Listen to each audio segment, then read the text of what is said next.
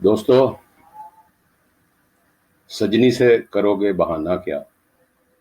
یہ میں آپ سے نہیں کہہ رہا، بلکہ یہ وہ مصرع ہے جو آج نہ جانے کیوں صبح سے میری زبان پر چڑھا ہوا ہے۔ ابن انشا کی غزل کے اس مصرع میں دو ہی اہم الفاظ ہیں: سجنی اور بہانہ، اور ان دونوں الفاظ کا تال میل ایسا ہے کہ پوری کائنات میں جہاں کہیں بھی انسان بستے ہیں، مہذب دنیا ہو یا غیر مہذب، سجنی اور بہانہ ساتھ ساتھ چلتے ہیں۔ یہ بات البتہ سمجھنے اور سمجھانے کی ہے کہ جہاں سجنی ہوتی ہے وہاں بہانہ کیوں ہوتا ہے۔ ویسے تو بہانہ سازی، بہانہ بازی ہمارے ہاں سکہ راج الوقت کی طرح رائج ہے، اور ہمارے ہاں پائے جانے والے ساجن سجنی سے بہانہ نہ کریں تو ان کے صحیح العقیدہ ساجن ہونے میں شک گزرتا ہے۔ میں نے اپنی عمر میں اپنے ارد گرد بسنے والے انسانوں کا گہرا مطالعہ کیا ہے کہ یہ میرا مشغلہ ہے۔ دو دلوں کے درمیان محبت کا ٹھاٹھے مارتا ہوا سمندر بھی نظر آتا ہے، دیوانگی بھی دکھائی دیتی ہے، احساس اور لگاؤ بھی ملتا ہے، لیکن ان سب میں بوقت ضرورت بہانہ بھی نظر آتا ہے۔ گویا ہمارے ہاں بہانہ نظریہ ضرورت کی طرح بھی کار فرما ہوتا ہے۔ چند سال قبل کسی آئینی ترمیم کے ذریعے سیاست میں تو نظریہ ضرورت کو نکال باہر کیا گیا تھا، لیکن نہ جانے وہ ترمیم کب ہوگی جب بہانے جیسی ضرورت کو بھی خلاف قانون اور ماورائے آئین نے محبت قرار دیا جائے گا۔ یہ جتنی جلد ہو جائے گا اتنا ہی سجنی کے لیے اچھا ہوگا۔ دوستو، آج سے چند سال قبل جب بادشاہی مسجد کے پچھواڑے رنگین شہر آباد تھا تو بہت سے ساجن وہاں کا پھیرا ڈالتے نظر آتے تھے، اور وہاں سے گھر واپسی تک ان کا دماغ طرح طرح کی بہانہ بازیوں کی آماجگاہ بن چکا ہوتا تھا۔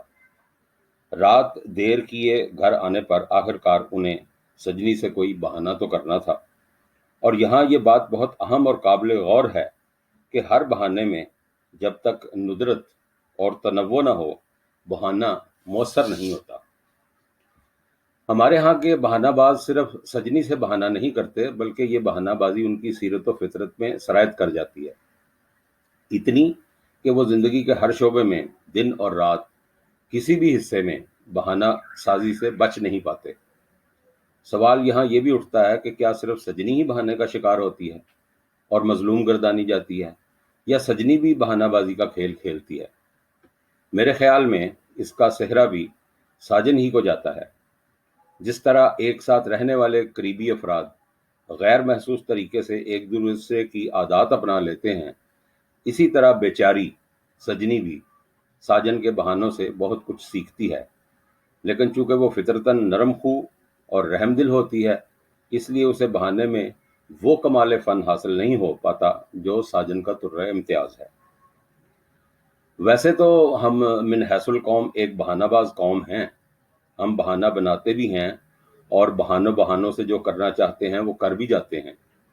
بعض اوقات تو مجھے اپنی یہ دنیا ایک بہانے پر موقوف نظر آتی ہے۔ حاکموں کی قوم کے ساتھ بہانہ بازی، طالب علموں کی اساتذہ کے ساتھ بہانہ بازی، اساتذہ کی اسکول انتظامیہ کے سامنے بہانہ بازی، آجر کی اجیر سے بہانہ بازی۔ جب ہمارے خمیر میں بہانہ بازی اس قدر رچی بسی ہے تو صرف سجنی سے بہانہ کرنے پر سوالیہ نشان کیوں؟ خیر چھوڑیے، یہ تو ایک سنجیدہ بات ہو جاتی ہے، لیکن مجھے کہنا یہ ہے کہ ابن انشا نے اس غزل کے ذریعے تمام سجنیوں کو ایک آگاہی دی ہے، اور تمام ساجنوں کو مشکل میں ڈال دیا ہے۔ اس غزل کے منظر عام پر آنے کے بعد تو سجنی کافی الرٹ ہو گئی ہے، اور اب وہ ساجن کی ہر بات کو پہلے سے زیادہ غور سے سنتی ہے، اور صحیح اور درست بات میں سے بھی بہانہ تلاش کرنے لگتی ہے۔ ساجن اس معاملے میں بیچارہ نظر آنے لگا ہے کہ اب سجنی نے ہیلے اور بہانے میں تمیز کرنا شروع کر دیا ہے۔ غزل میں قافیہ اور ردیف ہی ملانا ہوتا ہے، اور غزل کا ہر شعر الگ الگ مضمون کا حامل ہو سکتا ہے، تو پھر ابن انشا اپنی غزل میں یہ بہانے والا مضمون نہ باندھتے تو ان کا کیا جاتا؟